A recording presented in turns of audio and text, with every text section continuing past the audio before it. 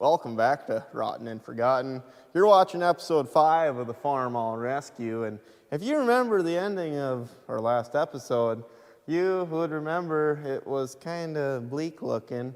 We didn't have a clutch, and it turns out the transmission was low on fluid and things were a little tired in here somewheres, and I really don't know why we didn't have a clutch, other than the Farmall was just being fussy. But luckily, I was dinking around off the camera the other day, and sure enough, the Farmall decided that it wants to cooperate.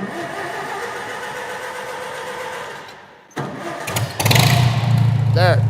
We still are a little, not quite tuned, I guess, but the Farmall's operating much better. We have a clutch, it works. I can go forward.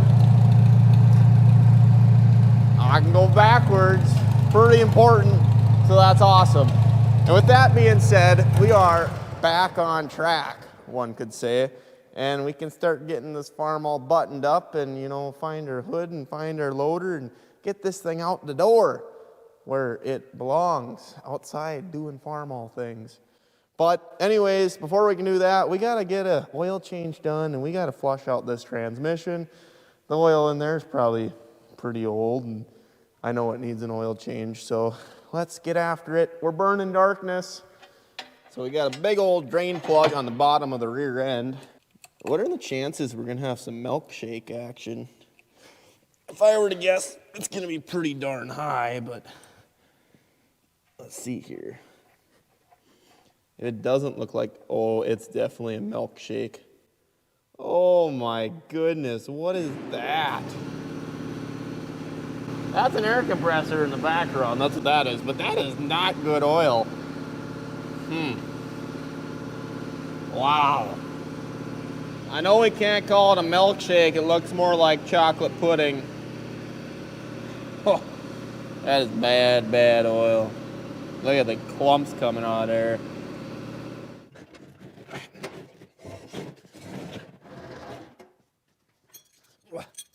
This appears to be a 5/8 or a crescent wrench. I actually have a 5/8 on me at the moment. It's square, so it appears to be a little stuck too.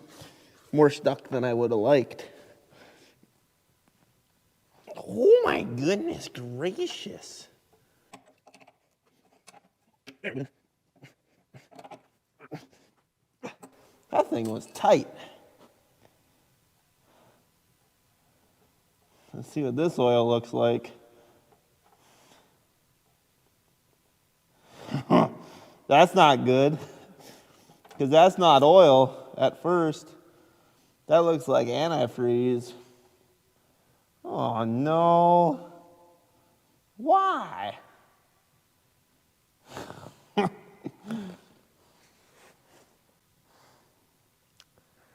I may not be a smart man, but I know antifreeze oil when I see it, and that's definitely what I just saw, at least to some extent. So, That's really not cool though. I was really hoping that was going to be clean oil.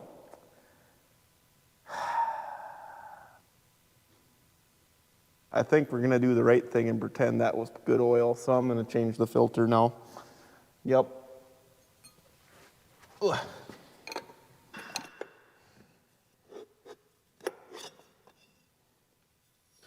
So we got ourselves a Fleet Guard in here at the moment, and yeah, it's definitely oily. There's antifreeze in it as well, which is not good, but we're going to pretend that it is good because I ain't got the time to fix it at the moment. There we go. That's pretty darn good. Inside out here, so that's good as well. There we go. A lot of guys replace this copper bushing on the top, but I don't see a need to do that. It looks pretty darn good. While that oil drains out, I'm going to throw our hood back together.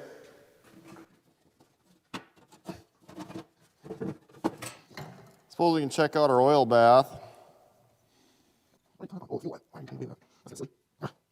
Yeah, that can be cleaned. Got some fresh oil for our air cleaner. Get that slid back in here carefully.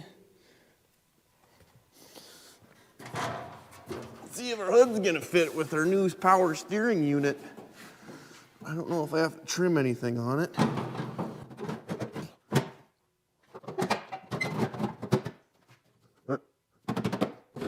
That ain't gonna work. As you can see, our bracket was rubbing on our power steering pump, which is kind of a bad deal, but luckily I've got a 1940 hood here and that doesn't have these side brackets in there. So this one will work. It's a little rougher shape, but at the end of the day, it really don't matter as long as that engine's covered up. Can't read nothing on this side. This side, you can actually read the sticker yet. Huh. Let's try this hood. Ugh.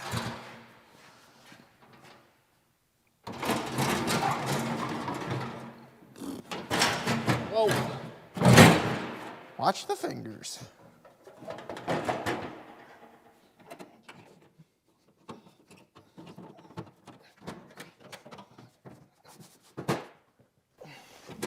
The oil stopped dripping out of here finally.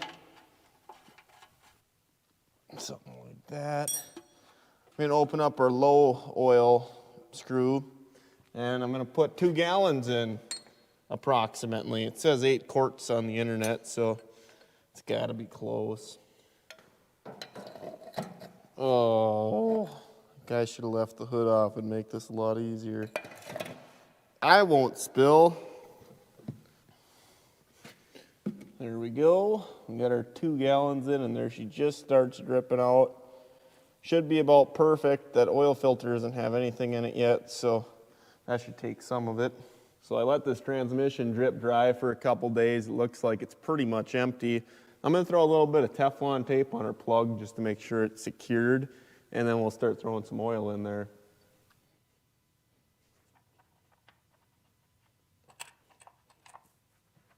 Should do. To fill up this rear end, it's going to take 13 gallons of 80/90, and if you haven't bought 80/90 in a while, it's really expensive, even for the cheap stuff.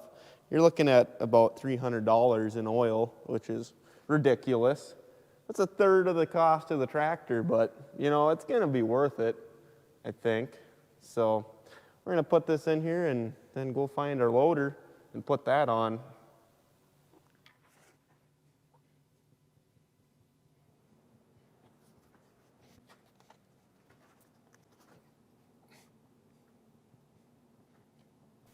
It looks like we are full.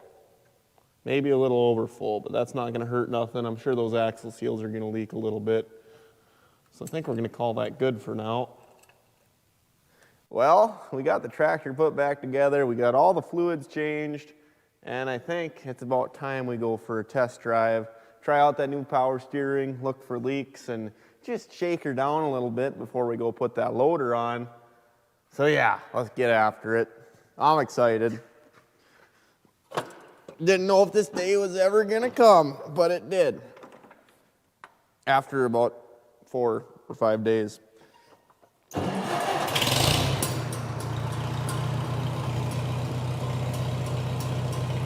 Oh, smooth as molasses.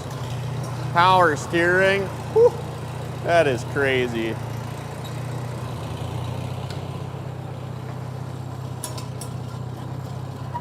Power steering is really nice. It's bright out here. Holy moly. It's also like 40 degrees. Here we go, we got her on the open road. Let's see what she can do. That fresh used transmission underneath my feet. Gonna get that gear lube working in. We got a little bit of a motor hump. I suppose the wheels are not quite round yet, but oh yeah, she scoots. A little hoppier than the other one. Woo.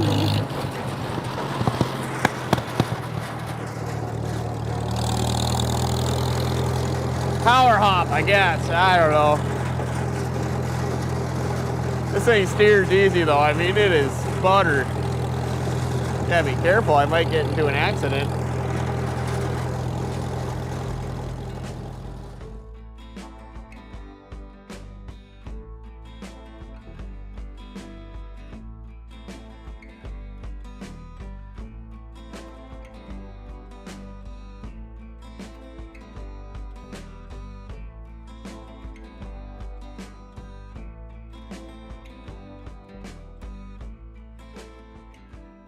We got the loader remounted. It went pretty darn good. My old man came out and helped me wiggle and twist it and, you know, get her to fit. It's kind of a two-person job, but it went about as well as can be expected. And I got a few more things I want to tidy up on this tractor, throw a PTO guard on, fix the lights, make them work. And I definitely want to take this PTO guard and throw it on there just so when I'm climbing down, I don't get wrapped up into that PTO when she's chugging away.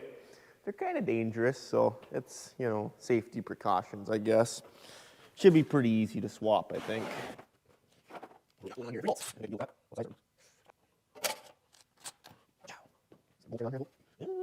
The last time I used this loader, I was still diagnosing that transmission tick, and I was pushing some snow around, and sure enough, the loader started foaming out the breather hole on the top. I got a video, I'll show you. Oh no. But anyways, as you see, that foam's coming out of there, and I think we were getting some air sucked in this fitting, and then it was agitating the oil, and it turned into a big foamy mess. So I'm gonna pull this line off, pull the fitting all the way out, Teflon tape, retighten it all, and then put my line back on, and hopefully that'll fix my issue. What are the chances I just stumbled into that though? It's gonna be pretty neat if it does fix it. Maybe it's not, but it should be addressed, so yep, let's get her done. This hose probably hasn't came off since 1984, long before I was around. Go on, get. Whew. That thing is stuck.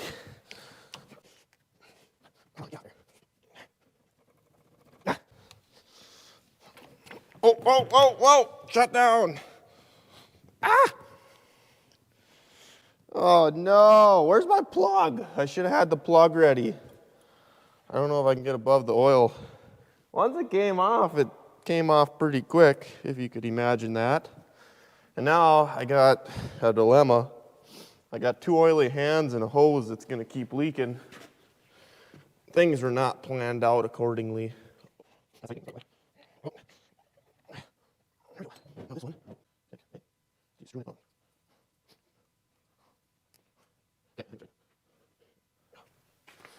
Wrench is definitely not big enough, but that's all I got. It's gonna fit.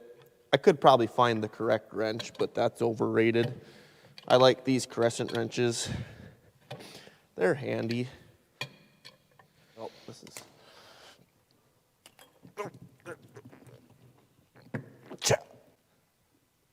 That went pretty good. Not bad at all. Add a little hydro oil. Looks like we were getting low for our hydraulic loader. We got the loader reservoir filled up with oil, and I even did some wiring, and I officially have 2 candle powers, maybe 3 counting this backlight. It's pretty bright. It's got a high and a low. Pretty fancy. I suppose we better get this thing out the door and go do some testing.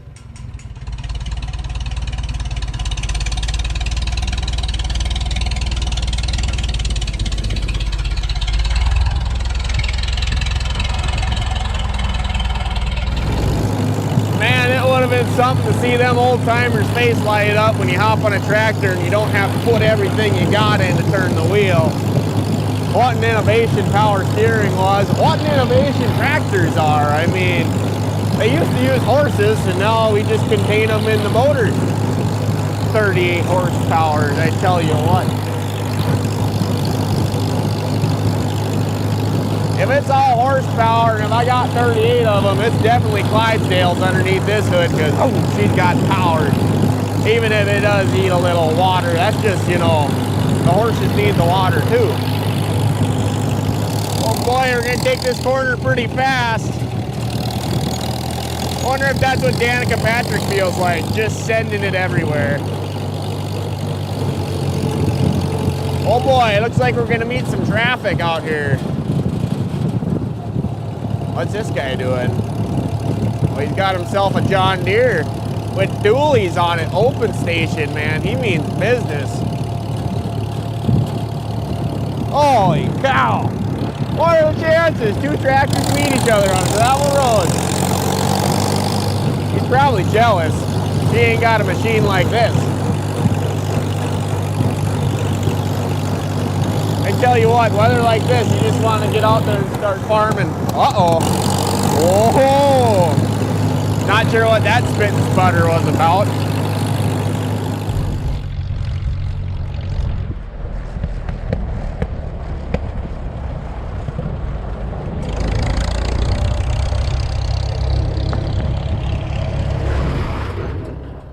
Well, I think that transmission swap officially fixed our tick.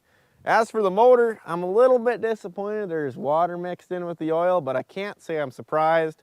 The tractor is a 1949 after all, and you know, it probably hasn't had the easiest life, and it's old. Things are gonna break, things are gonna leak. That's the way it is. But anyways, this was a super fun project. I appreciate you guys hanging out and watching me do it. It was quite the learning experience. Hopefully you guys learned something too. I know I sure did. My little pea brain's just about full. But yeah, I really encourage you guys to get out there and find a project of your own. It doesn't have to be as big as an M. It doesn't have to be as small as an M. Just get out there and find something and work on it. Use your hands and just get busy. Life is short, you better make the most of it. As for me, it's a real nice afternoon, so probably gonna go do some lumberjacking and, you know, enjoy the day. But thanks for watching Rotten and Forgotten. Have a nice day, I guess. I know I sure will. Lumberjacking got cut short, my chain's dull. And hey look, guy forgot a wrench on the tractor. That's pretty smooth. But I'd be looking for that one, that's for sure.